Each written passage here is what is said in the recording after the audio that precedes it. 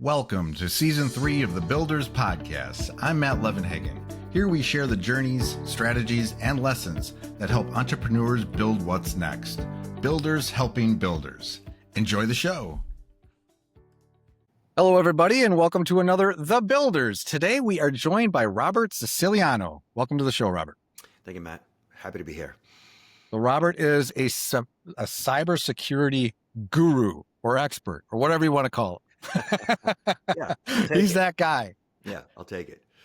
Yes. So we're going to talk about cybersecurity today. But first, we're going to just spend a little time, learn a little bit about you, Robert.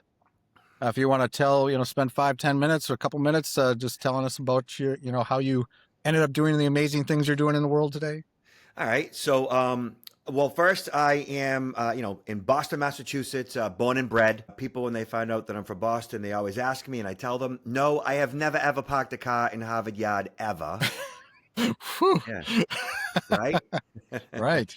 I'm a girl dad. I got a couple of girls, 17 and 20. One of them is going to a college in the Boston area. The other one is on her way. And married 25 years and have been speaking, training, consulting, educating, informing on security awareness for the majority of my life. I'm 57 and I've been doing it ever since I was like 12, 13 years old, as odd as that might sound.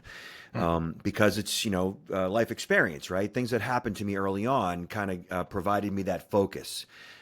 My story is different than most, right? I was 12 years old. My dad let my brother and I head into downtown Boston, get on the train and head into town. And, back then you could do things like that and not really worry about it, right?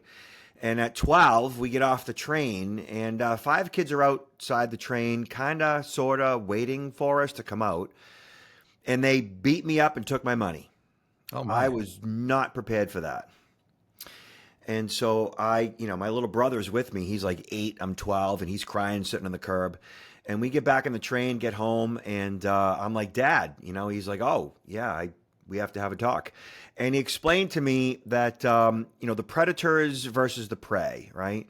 And the way he explained it was those boys, well, they're a pack of wolves. And you and your brother, like a couple of little bunny rabbits.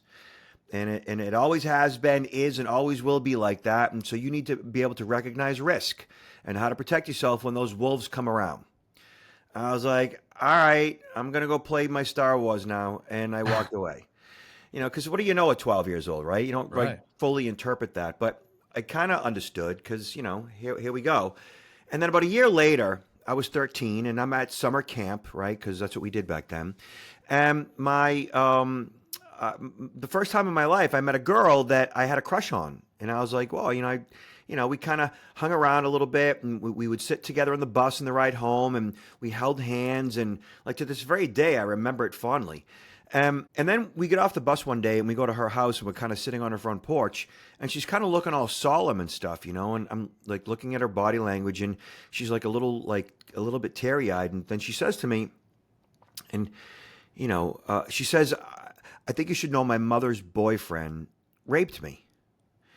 And like looking at how she was saying all of this to me, I just immediately felt bad. And, shortly afterwards I had to go home and I go home and I say to my dad, what's rape? Because I had no idea what she was talking about. Yeah. I just knew it was bad. Right. So, this is like 40 plus years ago, probably 5-6 years ago.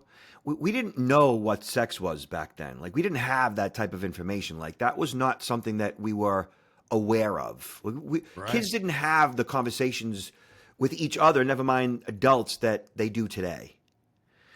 And so when I learned about what happened to her and my dad explained it to me, from that point on, I was like, all right, this world is not what I thought it was. And people just need to learn how to protect themselves. I need to learn how to protect myself. So I started taking like self-defense classes. I started to teach what I knew. I started to research personal protection. I started to research, what the bad actors were and who they were and how they chose their victims. And around that time, I think like somebody might have introduced the book Helter Skelter to me, which was Charles Manson. And I was like, okay, this is a real thing. Like this is actually happening, you know? Yeah.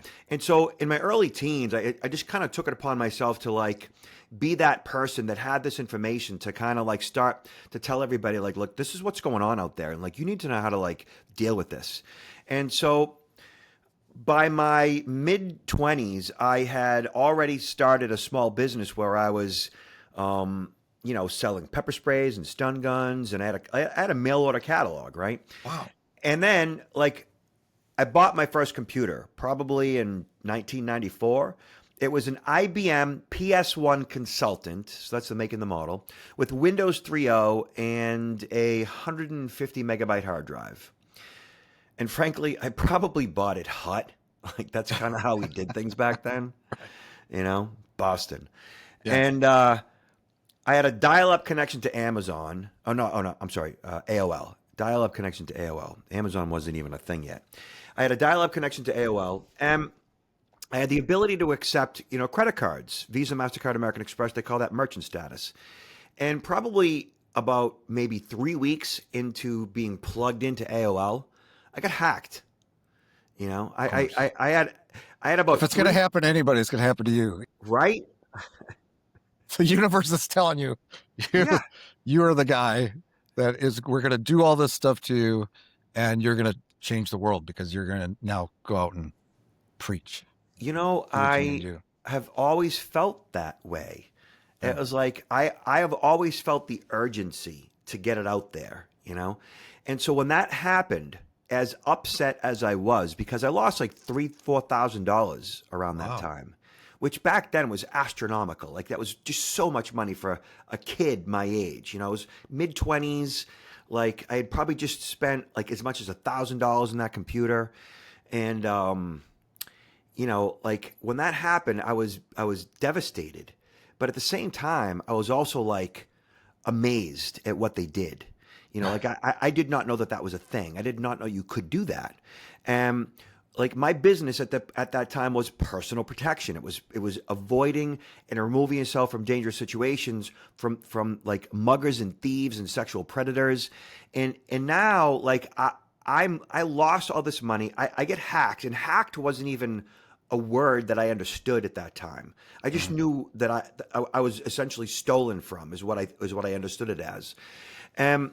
And personal security, to me at the time, was in the physical world, you being targeted in the physical world. And now I'm being targeted over AOL, essentially, over dial-up, over the internet, And I wanted to understand how they did it, because if they could do it to me, they could do it to anybody. And I had to, and I thought like they must be doing it to all kinds of organizations, right? And as I dug into it, it became a thing. And then the late 90s, identity theft, as you and I know it, like your social security number falling into the wrong hands, became a real problem. And they passed the very first law in 1998, making it a crime. It wasn't even a crime prior to that. It wasn't even crime before that. Wow, I didn't know that. Yeah, 1998, the identity theft, I forget what it was called. Anyways, right. And so by 2001, and at the time, to be frank, I was a pipe fitter. Like I was a union pipe fitter at a local 537 in Boston. Like my dad got me to the union when I turned 18, and I was doing this small business like on the side. It was a passion thing of mine, and I was making a little bit of money doing it. But full time, I was a pipe fitter, but knew that wasn't my destiny. I just didn't have my heart into it. And by 2001, right after 9/11 hit, like I had already written a book. I did that in 1996, and I talked about identity theft in it, and I talked about personal security in it, and then I had done a bunch of TV. Like back in the day, like I did Montel Williams, I did the show like Sally Jesse Raphael, I did Howard Stern a couple of times. Like I did all that like in the 90s, and then when 9/11 hit, everything that I had already been working on, everything I was talking about meant something, and it mattered to people a lot more after 9/11. Like the impetus, like the catalyst to kind of like take what I had to say and give it juice. I mean, that tragedy, as it was like what prompted me to go full time. Huh. And that's what I've been doing ever since. And CNN called, and now I'm like doing like national TV talking about this stuff pretty frequently, actually. And, back then, like a data breach of a university in California where 600,000 records were compromised would make national news. Now, those data breaches are like, 6 million, 8 million records, and it doesn't even make the news anymore. Like it's not even like a thing. You might see it in the trade publications, but you don't see it like in Wall Street Journal, New York Times, anywhere. Like it's just not even okay. Just Yeah, data it's so, breach. so common. And, Yeah, or just, yeah. or, So right now, data breaches are at about 3,000 data breaches per year at this point. wow. And back in the day, like states didn't even have data breach notification laws. Like they weren't even required to disclose. The states didn't require, the state's attorneys general did not require corporations to disclose data breaches back then. Like it was just in such its infancy. Hacking was such a new thing that, there weren't even laws that made it a crime. So as things evolved, so did I, so did my focus, but still to this very day, my philosophy still right now is that all security is personal security. And what that means to me and how I explain this to my, audience is that like security starts with you. It starts with your individual being. It starts with, protecting yourself from violence, which of course is, predators, and then protecting yourself from thieves, which might be burglars. But thieves are also, stealing your identity, right? They're hacking your bank account, right? And so personal security isn't just physical security, it's information security. It's protecting my personal identifying information, my social security number. I mean, it doesn't get more personal than your identity when you think about it, And so then and now, all security is personal. And when you look at security from that perspective, like as a consumer, as a dad, right, as a spouse, right, as a small business, and you embrace getting your security in order, putting the various systems and strategies in place, taking a degree of control over, say, your home security, your personal security as far as preventing violence, protecting your identity, protecting your data and your dollars, managing your passwords. When you look at it from a personal perspective, the employee, for example, when they understand how to engage in their own personal protection, they're much more effective on the job protecting the data in which they are entrusted with. So today, I go into companies and I talk to their employees about how to manage risk in a company environment. But by doing that, I start with, okay, so this is what security is, this is what security isn't. I challenge their belief systems in regards to, how they process and think about security. And I talk to them about how to protect their own identities and their own homes and their own families. And then from there, they become much more effective when it comes to protecting the data in which they are entrusted with. So there's still a lot to talk about. No, this is great. I love origin stories. I love the Marvel movies or something, what something happens to somebody and later on. I've had a few of those people on podcasts over time where it's like, yep, that's the time he became, he was going to fight evil or what he was going to do. Yeah. But that's, I mean, you're, from from being robbed as a kid to learning about things that, kids don't learn about at that age, and seeing other people get hurt. And that, all of that kind of coming together, impacting you. I'm just curious, because I think now I've been around for a few decades and I've had things happen to me, especially in business. Things were like, I would never do that to somebody else. Why are they doing that to me? What is this person? What is this person thinking? Why would he do this to me? So there's a lot of that, but somebody that's listening to this, though, I'm curious, how do you convince somebody, even on a personal level, to think more about security? Because if you haven't had these really dramatic experiences like you have yet, you probably will at some point. But how do you talk to somebody that's on the fence about, I don't know, security's Well, let's do that right now. Like most people only engage in best practices in regards to security when they're scrambling as a result of something bad happening to them. They Right. react to a situation, and then they're like, all right, going forward, I can't do things like that any longer because that resulted in something bad, like you being, stolen from, let's say, right? I'll give you an example. Like, so I've worked with agencies over the years and other, entities, and that's happened where suddenly there's this huge security thing. Something got hacked, or all these sites got hacked, or their clients got hacked. And then, but up in that till that time, everyone's sharing passwords and being loose with everything and giving access, and suddenly, oh, we're going to do all these things now, but it's after the fact. Because something bad happens. Yeah. And we as a culture, we as humans, we just generally do things like that. I mean, to be frank, having to take your shoes off at the airport is kind of stupid. Like, but one guy put, C4 in his shoe. And so now for the next 30 years, we're going to take our shoes off. It's like, you can't figure out another way around that. You know what I mean? Like, we just react to these issues. And that's kind of how we are. It's kind of small, short-sighted is what we do as humans. But like, there's a way to reframe your perspective so that going forward, like you look at security and go, you know what? I need this. I want this. This is good for me. And I understand it now. So therefore, I'm going to like do all the different things that I know I have been supposed to be doing all these years. I'm going to start doing it now because it means something. It matters to me. So let's discuss how that works, right? So like when I discuss like the bad guys and you mentioned like, why would somebody do this to me? Like I would never do that to anybody else. And the reason is because like you are part of what I call the 97%. I am part of what I call the 97%. What that means is we are good people, right? We are that like, civilized human beings that are kind and cordial. In general, we respect authority, and we do no harm, like at least not on purpose, like that's not our modus operandi, right?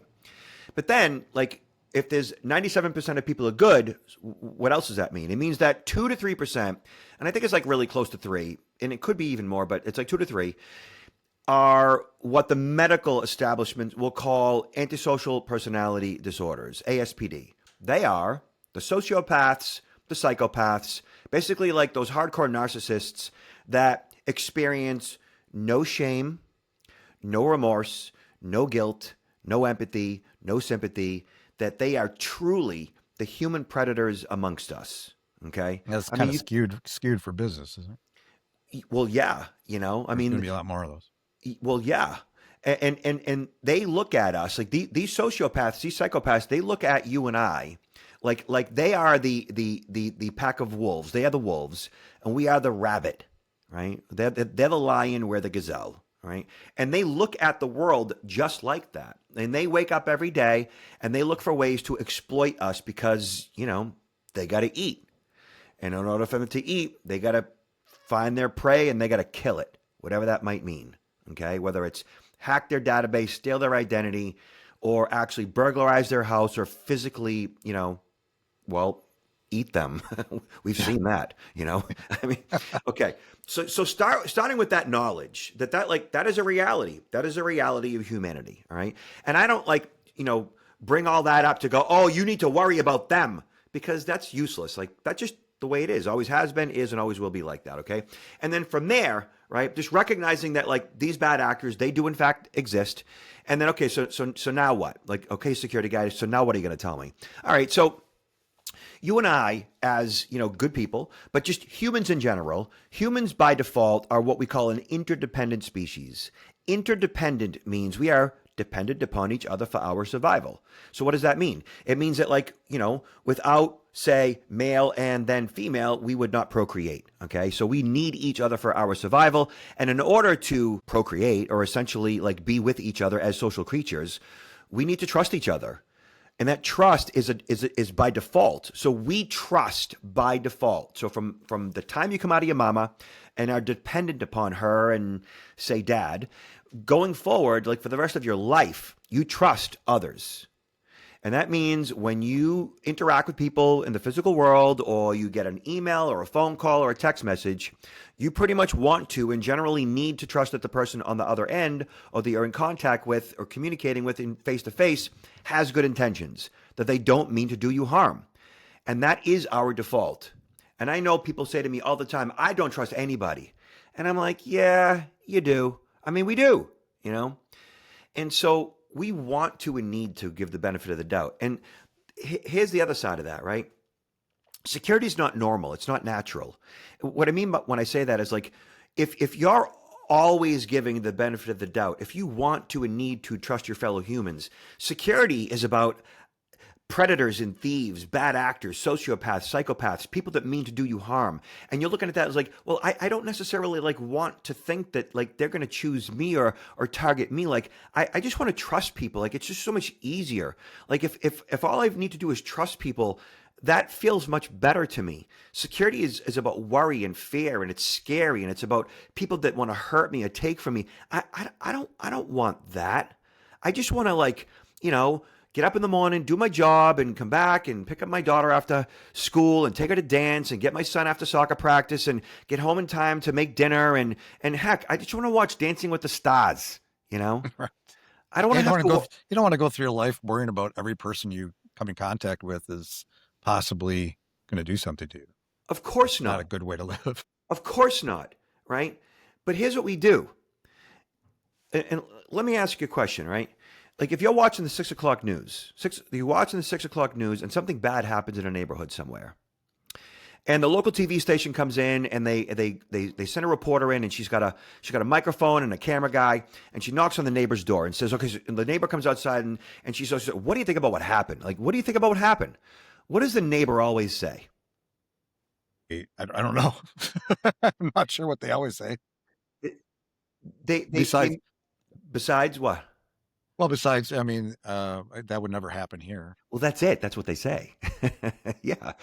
Like this doesn't happen here. I don't know what. Yeah. Yeah. That's probably what it is. That is our default. That's what we say. It's every time, right? You know, Yeah. every time, because we don't want to think or believe that these things will ever happen. These things don't happen here, but they do, and they will, because that's just how it is. But what we do is we choose to not think about those things because it's scary. And then part of my presentation, when I ask people like all these various qualifying questions, like about digital security and stuff like that, I ask about home security. And I ask, okay, so how many of you have a home security system? And if I get like, when they raise their hand, if I get like 15% of the room to raise their hand that, yes, I have a home security system, I might get 15% of the room to raise their hand, which means 85% of the room does not have a home security system. And whether you are aware or not, about 1.5 to 2 million homes are burglarized every single year in the U.S. That's between 15 and 20 million homes in the next 10 years, right? So no, that's nothing to worry about. But it's like, okay, so then I ask you, so why don't you have a home security system? And I often get answers like, well, we don't have a home security system because my husband says we have insurance. So insurance will pay for everything. I'm like, okay, yeah, but like, okay, well, what if you're like sleeping? Have you given that any thought? You know? And then the next question is like, oh, say, so my husband says we don't have a home security system because if they want to get in, they're going to get in anyways. What are we going to do? And I call that a fatalist attitude. Like, am I really going to make it that easy for a bad guy to break in at 3 a.m. while I'm sleeping with my wife and daughters, like in the next room and all that? You know, like, I'm not going to make it that easy for them. I'm kind of like a little more well thought out in that regard. And I don't know that everybody is. And then the most popular answer that I get as to why people don't have a home security system is they say, well, I don't have one because I just frankly don't want to live like that. Like, well, what does that actually mean? They say, well, I don't want to have to worry. I don't want to live in fear. I just want to be free, which truly means I would rather not acknowledge risk. I don't want a keypad at the front door that reminds me every time I come in that there are bad people out there. I would rather not think about those things, and I would just rather function in denial. Thank you. And I have been dealing with that for all 30 plus years that I've been doing what I do. And it's truly the way that humans function. We would much rather function in a state of denial than recognize risk, because risk means threats, anxiety, It means worry. And we would just rather not think about that stuff at all. And I'm like, all right, so do you put your seatbelt on because you have anxiety or you worry about threats or you like why do you have your seatbelt on? Because it's the smart thing to do is why you have your seatbelt on. It gives you control. It like allows you to stay tight in the seat while you have access to the steering wheel, the gas, and the brakes because it is the smart thing to do. And the And there's a interesting legal thing about the legal seat, reasons here. yeah, Yeah, yeah, yeah, you're supposed to now. yeah. And the But interesting thing about the seatbelt is we probably wouldn't wear it at all if the car would not continuously beep at us and annoy the yeah, heck out of us. yeah. Otherwise, we probably wouldn't wear it at all. And the government knows this, and automobile manufacturers know this. And when the government clamped down and automobile manufacturers implemented the beep beep beep beep beep, car accidents, went down. We kind of have to be forced into certain like aspects of safety and security in order to manage risk. I'm smiling because I just immediately think of my wife every time she gets in my car. And mine is particularly loud. I drive a Subaru, and it's particularly loud, and it gets louder as you go. And so she always takes her time. But yes, so we're absolutely, we have no choice because otherwise we're going to listen to that thing going off. Yeah, man. And that's Crazy. like my generation, your generation, like our kids, they just put the seatbelt on. Like Yeah. because that habit was instituted early on, you know? And they wouldn't even think to not put the seatbelt on. Like I've had my kids bark at me, Daddy, why don't you have your seatbelt on? Oh, I'm sorry, honey. Yeah, Daddy was like, multitasking over here. It's on. Sorry. And that's after it's been beeping for, a whole minute, Yeah. right? Yeah. Right. So that's just kind of how we are when it comes to this stuff. So when you challenge people's understanding of security, what it is, what it isn't, why we resist it because of, we trust by default and we function in the state of denial and we like, we're just not like really good at this stuff because we don't want to believe that bad things can happen to us. And the result of that denial is inaction. And inaction, of course, is we do nothing. We do Mhm. nothing about it because we don't want to worry, live in fear. Why would they target me? Function in denial. We do nothing. And so it is 2026. And when I ask a live audience, and I'll get in front of like 100 executives, and I'll ask them, like, how many of you, and I raise my hand because I know my answer, and how many of you, honestly, can truly honestly say that you use a different passcode for all your critical accounts? How many of you can say you use a different passcode for all your critical accounts? Raise your hand. If I get 10 to 15% of the room to raise their hand, that's a lot. Which Really? means, yeah. Wow. Which means that 90-ish percent of the audience is using the same passcode across multiple accounts. And in that same breath, I say, well, okay, how many of you are using two-factor authentication?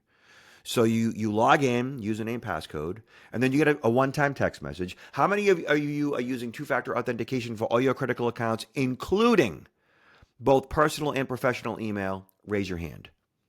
Usually it's a little higher. It's about 20% because, companies require it. And, Google and Apple, they're making it more and more difficult to not have two-factor. Yeah, they'll bug you. Yeah, they bug you, which is important, right? Mm-hmm. So what that all equates to is that like 80 to 90% of us, like right off the bat in regards to our digital security, are using the same passcodes across multiple accounts and not using two-factor authentication. About 10% of the population uses a password manager, which means that, 90% of the population are using passwords that they can remember, Remember, which right? means they're easy to hack, easy to crack, and probably the same. And so you could certainly say lazy, sure. But I think like if people truly understood what a password manager was and how effective it was and how easy it is to implement and how much time it saves you and how much secure it makes you and how cheap they are, I think that everybody would like run towards a password manager. And I'm pretty sure that like most people know that a password manager exists. But then when I start talking about password managers, like inevitably, what do you think the very first question is that every single presentation I do, they ask? I want to say, They ask, well, what if the password manager gets hacked? oh, what if the password manager gets hacked? Yeah, that's what they always ask. That's the first question. And I'm like, look, you put your money in a bank, right? Why? Because that's where it's most secure. Well, your passwords are in like a vault. A password manager essentially is a vault, bank level military grade encryption, where, that's where your most sensitive information is housed, similar to your money, you know? Mhm. And yeah, have there been password managers that have had vulnerabilities and been breached? Certainly, yes. And it will happen again. Yeah, that's it. But none where, and similarly to banks, but Yeah. none where all the data that they housed was exposed in plain text. Because, yeah, there's vulnerabilities in certain parts of the network, but the vault itself, they're not getting in. All encrypted. Yeah. And so we don't engage in the absolute basics of password management because of the same reason why we don't have a home security system. It's not going to happen to me. We don't want to live like that. Like we trust by default. Why would they target me? Like once you look at how we look at security as a culture, how we look at security as just generally as humans, I think that like that kind of begins to, make a little more sense as to why we haven't taken charge and implemented all these strategies over the course of our lives, because maybe we've just never had a conversation with somebody like maybe myself that has kind of pointed out the absurdity of why we haven't engaged in, basic 101 cyber hygiene, because we just Yeah. haven't really thought it through, or no one's actually explained to us this is what's going on and why.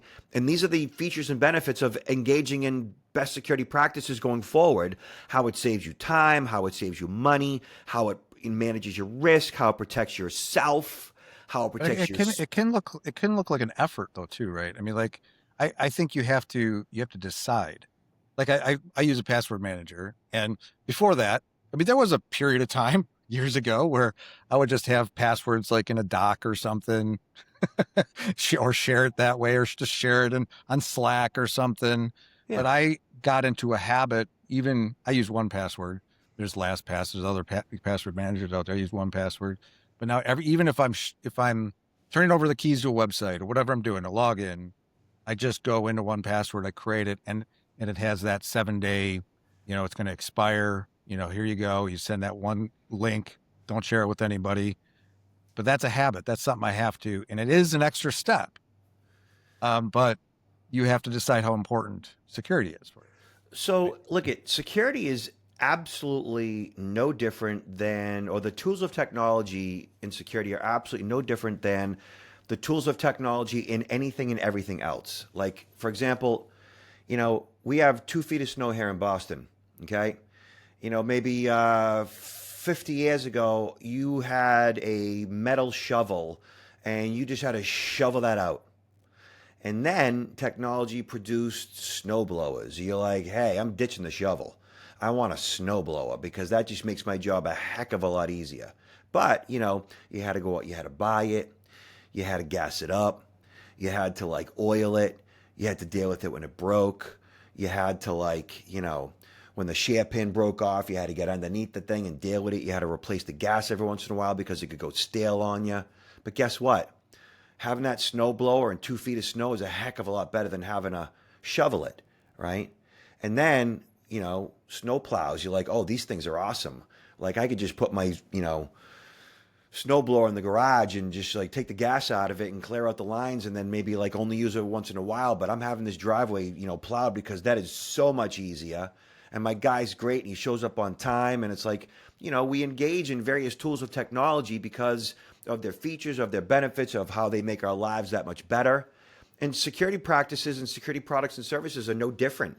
It's just a matter of wrapping our head around what they do and how they work and how they can benefit my life. But part of that is like cybersecurity itself is a relatively new thing when you think about it.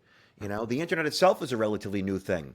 And password managers and even like email itself, mobile phones, how old are these technologies? 15, 20, 25 years old? Smartphone is a relatively new technology in our lives, right? True, true. And like, I had a bag phone in the mid 90s, sure, right? But the smartphone wasn't until like, late 2008, 9, 10, right? And like, it's been a while, and they've gotten smarter and smarter. But with that, there's a little bit more risk, right? So Why did I know you had a bag phone in the 90s? You're probably walking down the beach with your phone. I can just picture it.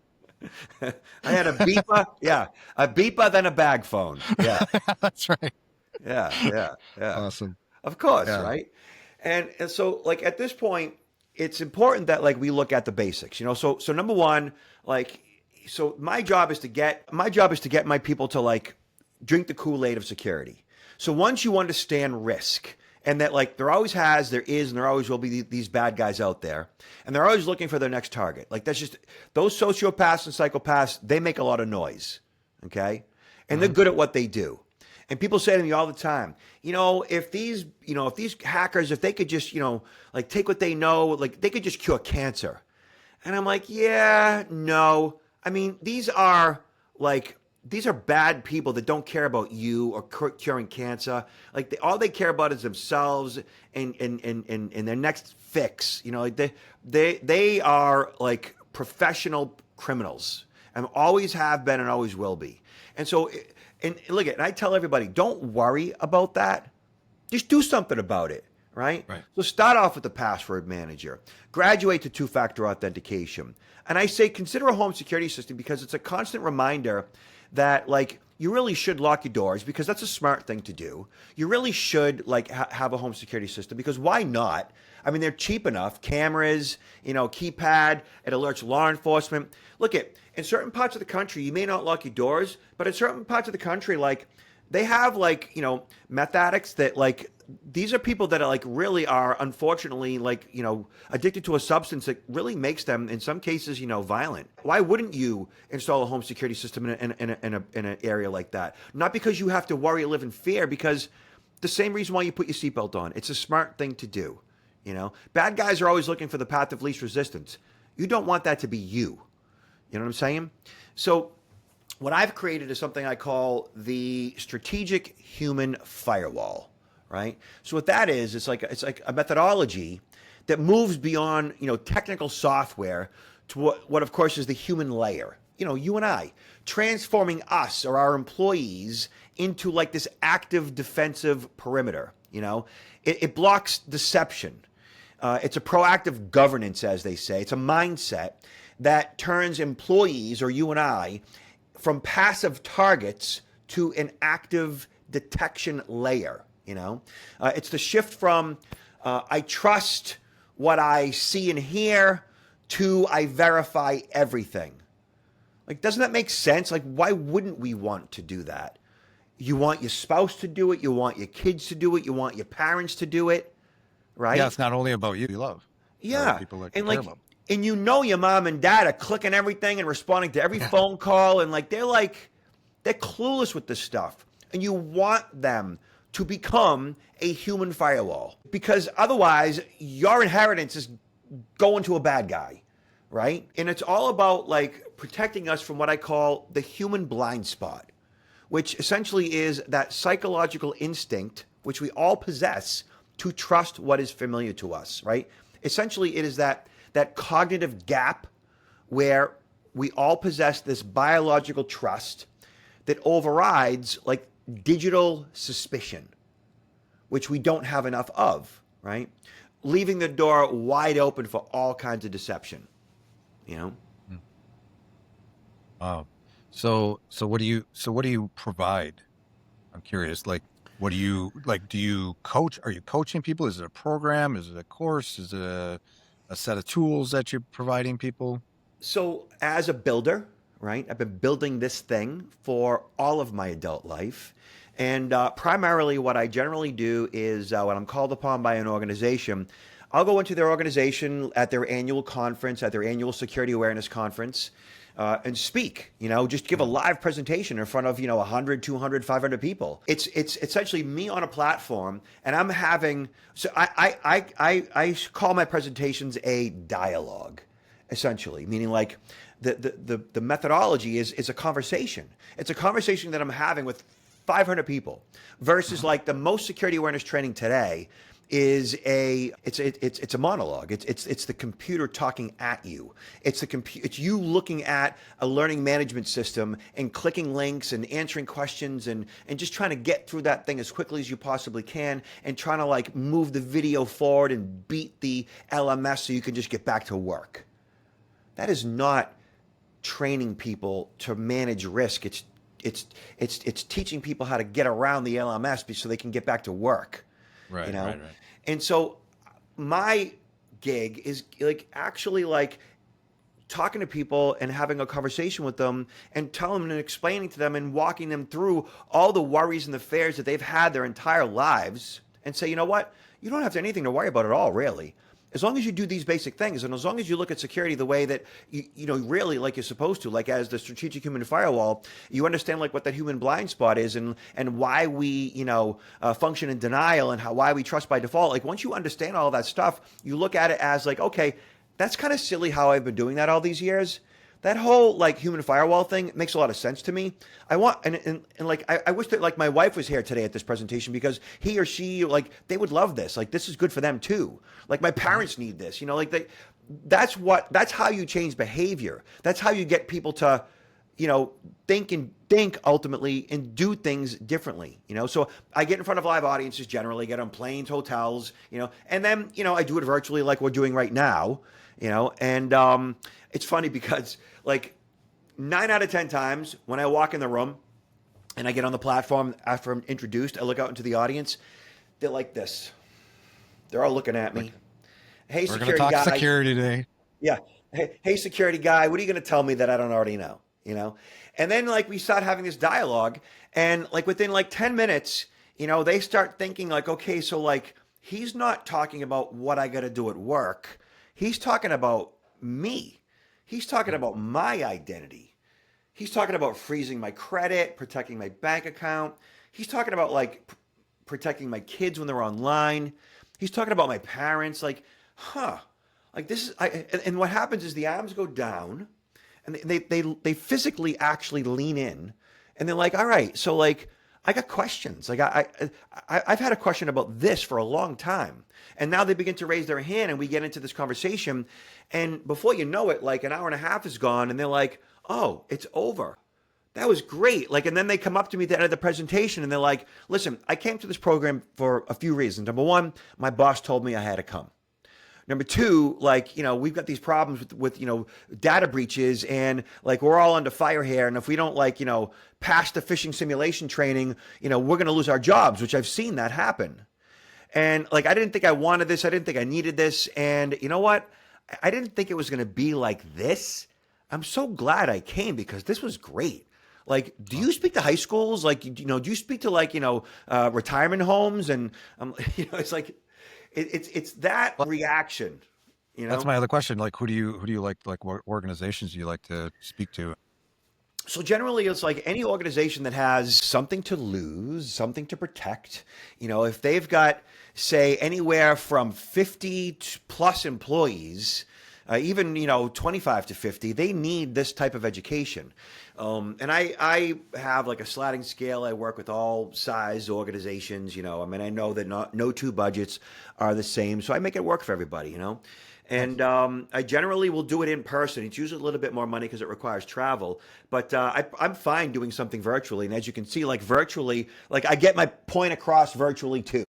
You did pretty good today. You're very dynamic.